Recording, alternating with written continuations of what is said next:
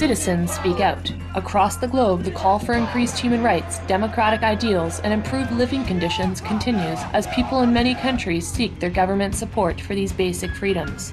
Among those countries with citizens engaging in pro-democracy protests are Afghanistan, Argentina, Côte d'Ivoire or Ivory Coast, Mauritania, Panama, Venezuela, Indonesia, Greece, Croatia, Armenia, Burkina Faso, Libya, Morocco, Egypt, Palestine, Oman, Algeria, Bangladesh, Belgium, Bolivia, Brazil, Chile, China, Djibouti, Honduras, India, Iran, Iraq, Jordan, Kuwait, Lebanon, Malaysia, North Korea, Pakistan, Saudi Arabia, Somalia, Tunisia, Turkey, Turkish Cyprus, United Kingdom, United States, Yemen and Bahrain.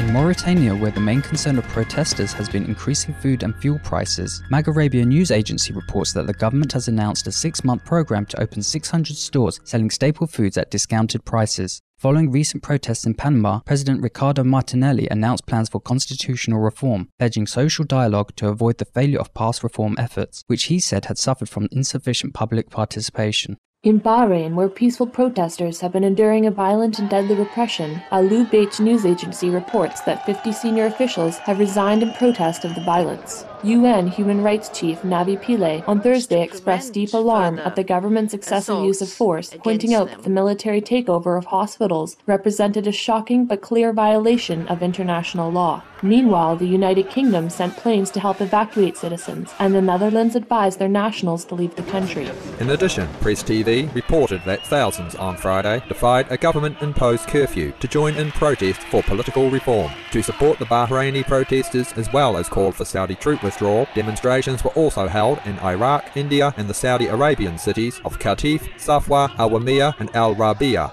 12 more people lost their lives in Côte d'Ivoire, or Ivory Coast, as disputes continue between supporters of President-elect Alassane Ouattara, who received a majority popular vote, and incumbent Laurent Gbagbo, who refused to step down from office.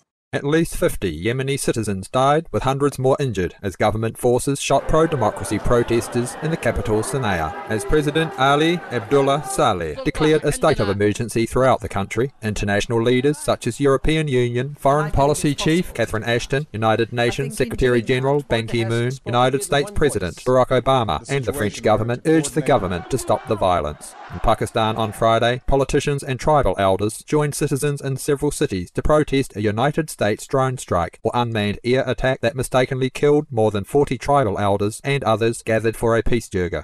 In Libya, after the UN Security Council on Thursday approved a landmark no-fly zone to protect Libyan citizens from being attacked by the government, Libyan officials declared a ceasefire reportedly for humanitarian reasons with a halt to all air travel. However, Al Arabiya satellite television reported that government forces on Friday used tanks and weaponry to renew attacks on citizens in the city of Misrata, with an unspecified number of people dead and injured.